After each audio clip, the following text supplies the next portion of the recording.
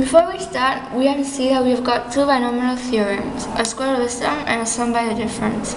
We also have to notice that before the second binomial theorem, there is a minus, which once we have finished the binomial theorem, we have to change all the signs inside the brackets.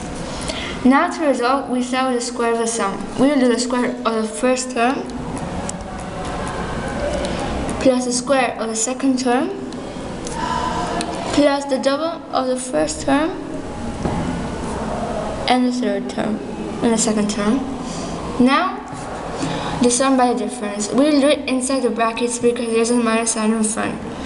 Inside the brackets, we will do the square of the first term minus the square of the second term. Now we take away the square root because we have an index 2 and it's raised to the second power, which we will simplify. 3 in the power of 3 of 2 is 9 plus 2 times 3, which is 6, and the square root of 7. We won't take out the square root of 7 because it does not have an index 2 and is not elevated to the power of 2.